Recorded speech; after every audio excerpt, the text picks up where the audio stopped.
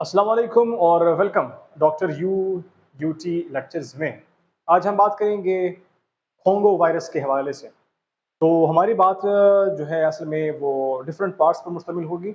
हमने अपनी बात को जो है वो डिवाइड किया हुआ है डिफरेंट सेगमेंट्स में। तो उसमें हम बात करेंगे इसके ट्रीटमेंट के हवाले से, इसकी डायग्नोसिस के हवाले से और इस कोंगो वायरस के अलामात क्या हैं, साइन एंड सिम्टम्स की अगर हम बात करें, और फिर इसका जो ट्रांसमिशन है ये कैसे फैलता है वो हम बात करेंगे। और साथ में वो जो अलामात है वो कैसे होते हैं, कैसे पैदा होते हैं, जिसके लिए हम लोग एक वर्ड इस्तेमाल करते हैं, पैथोजेनेसिस। तो वो पैथोजेनेसिस जो है वो भी हम बात करेंगे कि भाई ये कोंगो वायरस जो है ये आपकी बॉडी में कैसे ये अलामात ज़ाहिर करवाता है। स्पेशली जो फीवर है उसकी बात करेंगे, और हीमोरेजिक जो है वो हम आपके साथ पेश करेंगे, डिस्कस करेंगे कि ये है क्या। तो ये सारी हमारी डिस्कशन होगी, ठीक है। तो स्टार्ट करते हैं from the very first point, नाम। इस नाम को जरा समझते हैं कि भाई ये क्राइमियन या Crimean Congo haemorrhagic fever virus है क्या। बहुत सिंपल, ये एक वायरस है। लेकिन अभी थोड़ा सा बहुत ये भी जानते हैं कि भाई इसको क्राइमियन या क्रीमियन कोंगो क्यों बोलते हैं, और हीमोरेजिक क्यों बोलते हैं, फीवर क्यों बोलते हैं, फिर वायरस भी आखिर में लिखा हुआ है क्या है।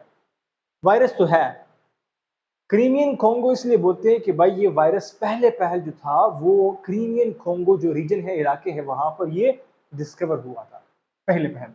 ये हमारे पास ब्लैक सी के कोस्टल एरिया है वहां पर डिस्कवर हुआ था, और साथ में ये एक साउथ अफ्रीका का एक रिवर है, आई थिंक सो फॉर। तो ये वहां से मतलब मुझे मिला। सिंपल आपने ये कहना है कि भाई ये इलाकों के नाम है जहां पर ये वायरस डिस्कवर हुआ था। कौन सा वाला? यही वाला, जो क्या करता है, जो एक खतरनाक तरीके से इंसान को खराब करता है। अब वो कैसे खराब करता है, क्या करता है, तो जानेंगे। वेल, ये वायरस जो है ये इन इलाकों में डिस्कवर पहले हुआ, तो इस वजह से इस वायरस का नाम जो है वो इस तरह बन रहा है, Crimean Congo haemorrhagic fever virus.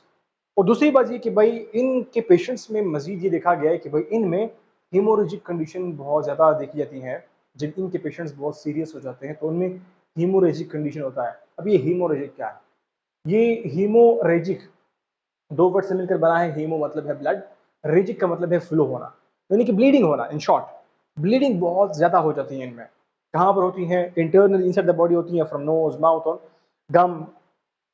मतलब ये कि ब्लीडिंग बहुत ज्यादा हो जाती है। किसमें? जिन लोगों को ये वायरस इंटर हो गया। फीवर जब ये पहले केस में होता है, पहले फेज में होता है, स्टार्टिंग में होता है, तो ये इसका जो सबसे बड़ा अलामत है वो एक ये फीवर करवाता है। ये कौन? ये वायरस। तो ये वायरस इन इलाकों में पाया जाता है, और ये ब्लीडिंग और फीवर जो है इसके बहुत वेल नॉन सिम्टम्स हैं से है।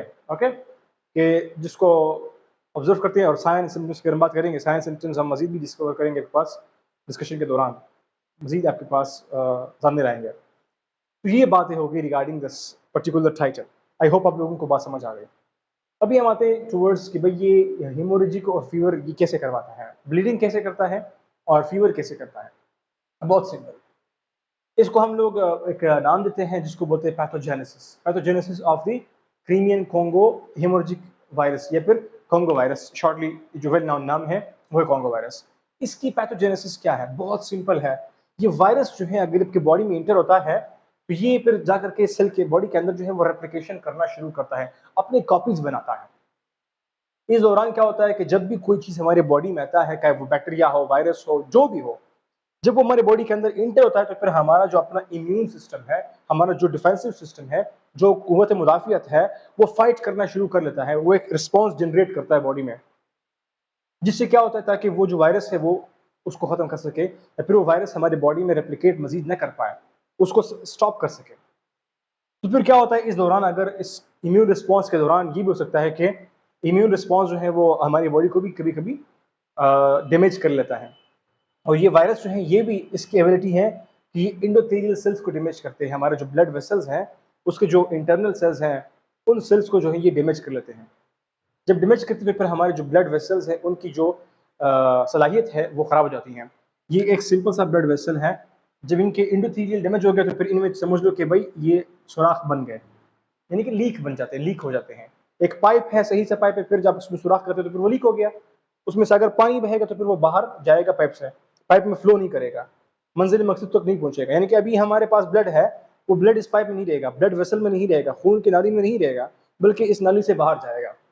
ये पॉइंट हो गया। तो ये कौन कर रहा है? हमारा इम्यून रिस्पॉन्स भी कर रहा है और साथ में जो वायरस है वो भी कर रहा होता है इन सब काम को। फिर उसके बाद क्या होता है कि हमारी बॉडी में ये वायरस इतना खतरनाक तरीके से फैल जाता है और इसका एक इम्पोर्टेंट काम ये कि ये हमारे जो ब्लड है उसको बहुत सारे जगहों पर क्लॉट करना शुरू कर लेता है, यानी कि जमाता है, यहाँ पर जमा लिया, यहाँ पर जमा लिया, यहाँ पर जमा लिया, यहाँ पर जमा लिया, एग्जाम्पल दे रहा हूँ। मतलब बॉडी के पूरे जगहों पर, बहुत सारे जगहों पर ये जमाना, खून को जमाना शुरू कर लेता है।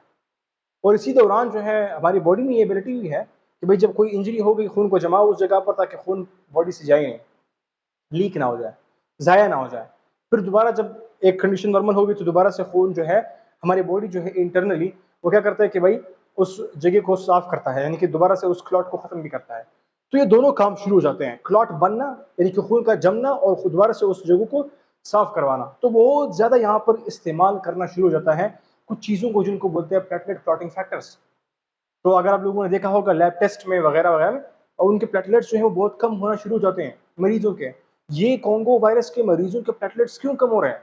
क्योंकि बहुत ज़्यादा से आपके बॉडी में उस प्लेटलेट्स की यूज़ हो रही है और फालतू यूज़ हो रही है। आपको जख्म हो गया तब प्लेटलेट ने जाकर के काम करना है उस जख्म को बंद करें ताकि वहां से खून न बहे। लेकिन आपकी बॉडी में एक इम्प्रॉपर तरीके से, एक पागलपन के तरीके से बहुत सी जगहों पर प्लेटलेट्स बन रहे होते हैं, बन रहे होते हैं, बन रहे होते हैं। वो प्लेटलेट्स जाकर के अपना काम कर रहे होते हैं, यानी कि क्लॉटिंग कर रहे होते हैं, खून को जमा रहे होते हैं, और उसी दौरान खून जो दोबारा से जम गया है उसको खत्म भी करना होता है, साफ भी करना होता है। तो जमना और खत्म करना, जमना और खत्म करना, यानी कि प्लेटलेट्स यूज हो रहे हैं। तो जब बहुत ज्यादा यूज होंगे उससे फिर क्या होगा कि प्लेटलेट्स की काउंट कम होगी, और साथ में ये क्या कर रहा था, आपकी जो ब्लड वेसल्स है उनको लीक कर रहा था, जिससे फिर क्या होगा, जब ब्लड वेसल्स लीक होंगे और प्लेटलेट्स भी कम होंगे तो इस दौरान खदशा बन जाता है किस चीज़ का, कि भाई आपके ब्लड वेसल्स बहुत ज़्यादा लीक हो गए तो फिर ब्लीडिंग शुरू हो जाती है। ब्लीडिंग क्या है कि ब्लड वेसल से खून बाहर निकल रहा है। तो ये पहले इस ब्लड वेसल में खून जाना था, लेकिन अभी क्या हो रहा है, जहाँ जहाँ पर सुराख बन के वहाँ वहाँ से ब्लड जो है वो बाहर जाएगा। जब बाहर जाएगा जाहिर सी बात है ब्लीडिंग हो जाएगी, हम लोग बोलते हैं हीमोरेजिक, इसीलिए इसका नाम हीमोरेजिक भी पड़ गया। ठीक है, तो ये क्या करेगा यहाँ पर, ये इस तरीके से हीमोरेज करवाएगा। आई होप आप लोगों को बात समझ आ गई। ये पैथोजेनेसिस कोंगो वायरस की, जब आपकी बॉडी में वो एक्सेसिव ब्लीडिंग क्यों करता है और कैसे करता है, ये ब्लीडिंग का मैकेनिज्म था, ब्लीडिंग था। गॉट। अभी हम आते हैं कि ये जो कोंगो वायरस है वो फीवर कैसे करता है, या फिर जनरली भी फीवर कैसे होता है, बुखार जो आपको होता है वो कैसे होता है। बहुत सिंपल है, ये फीवर तब होता है जबकि आपकी बॉडी में कोई भी चीज एंटर हो गया जो आपकी बॉडी का अपना हिस्सा नहीं है। अभी हम यहाँ पर बात कर रहे हैं कोंगो वायरस की। ये वायरस जब एंटर हो गया है तो ये वायरस क्या करता है, जो भी बैक्टीरिया है, वायरस है, जो भी बहुत सारा रहता है, वो हमारे बॉडी में जब एंटर होगा तो फिर हमारी बॉडी जो है वो खुद से, या फिर वो बैक्टीरिया, वो वायरस भी क्या करता है, हमारे बॉडी में कुछ केमिकल सिक्रीट करता है जिनको बोलते हैं पायरोजेंस। वो केमिकल्स बहुत सारे होते हैं, हमारे बॉडी के अपने इंटरल्यूकिन्स है, TNFA IL, interleukin 4, interleukin IL, और साथ में TNF है, ट्यूमर निकोटिव फैक्टर्स है। मतलब इस तरह के क्या होता है, ये कुछ केमिकल्स होते हैं जिनको पायरोजेंस बोलते हैं इन शॉर्ट। तो वो पायरोजेंस जब रिलीज होंगे फिर वो जाएंगे ब्लड में, मूव करते करते आपके ब्रेन को पहुंचेंगे, जहां पर आपके पास एक टेम्परेचर को रेगुलेट करने के लिए सेंटर है जिसको बोलते हैं हाइपोथैलेमस। उसको स्टिमुलेट करेंगे, वो जब देखेगा भाई ये पायरोजेंस आ गए, मैंने एक्टिव होना है, तो हाइपोथैलेमस एक्टिव हो जाता है। एक्टिव होने के बाद क्या करता है, हाइपोथैलेमस जो है आपकी जो बॉडी का टेम्परेचर है उसको ज्यादा कर लेता है। हम देखते हैं कि बंदे को बुखार हो गया, वो इस तरह से होता है। ये फिर क्यों होता है, ये इसलिए होता है ताकि बॉडी जो टेम्परेचर अगर बढ़ जाती है तो ताकि वो उस टेम्परेचर के बढ़ने से क्या हो जाए, वो वायरस, वो बैक्टीरिया, वो चीज जो हमारे बॉडी में आ गई वो मजीद तबाही ना करे। तो बुखार आपके लिए फायदेमंद हो गया। अगर सवाल कोई लोग करते हैं कि बुखार कैसे फायदेमंद है, क्यों फायदेमंद है, ये सारा मैकेनिज्म है जो अभी मैंने आपके सामने पेश किया। इस वजह से बुखार जो है वो फायदेमंद है, ये एक प्रोटेक्टिव मैकेनिज्म है। आप लोग खा में जो है टैबलेट्स खाते हैं और इसको स्टॉप करते हैं।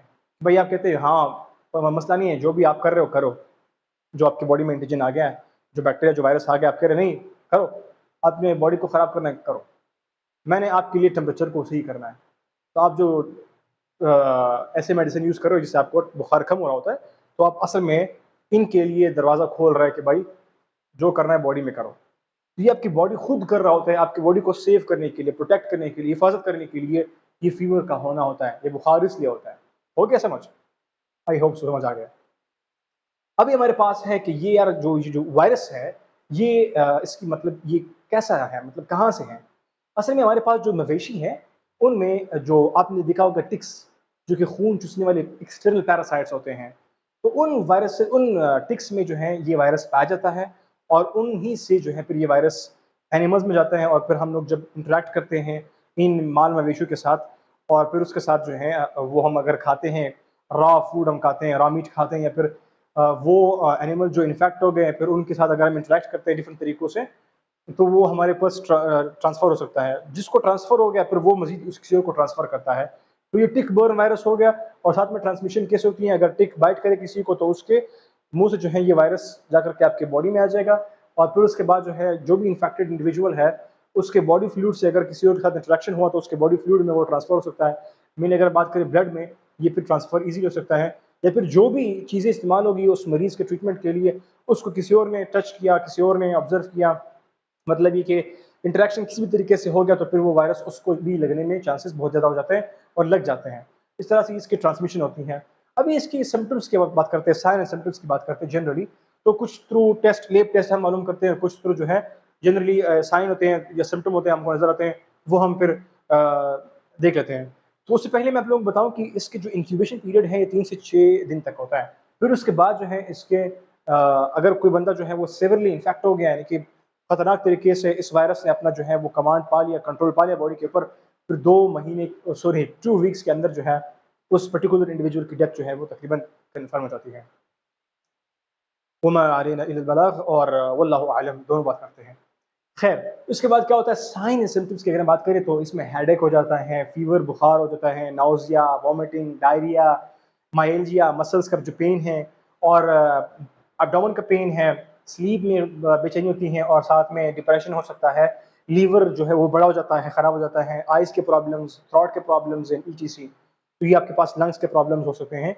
तो ये सारे क्या है ये देखे गए हैं इन पेशेंट्स में जिनको कॉन्गो वायरस अटैक कर जाता है और इसके भी अगर हम बात करते हैं डायग्नोसिस की तो फिर वो कैसे करते हैं इसकी डायग्नोसिस जो है उसमें हम यूज़ करते हैं RT-PCR ये एक लैब टेस्ट प्रोसीजर है और इसको को बोलते हैं reverse transcriptase polymerase chain reaction ELISA है और सेल कल्चर है एंटीजन डिटेक्शन है और ईटीसी जो कि ये एक सिंपल सी आपको हेल्प आउट कर सकते हैं वैसे ये स्टैंडर्ड नहीं है इस वायरस को डायग्नोस करने के लिए ठीक है लेकिन ये हेल्प आउट कर सकते हैं regarding treatment point of view कोई इलाज नहीं हाँ फिर भी जो एंटीवायरल्स हैं जिनको देखा गया थोड़ा बहुत वो है RERIB बाकी जो है आप लोग कमेंट में लिखिए ये कौन सा मेडिकेशन है यार आप लोग जानते होंगे तो थोड़ा बहुत write down in the comment box तो ये सारी कहानी होगी मेरी तरफ से क्वेश्चन है कंफ्यूजन है feel free to ask us thank you for watching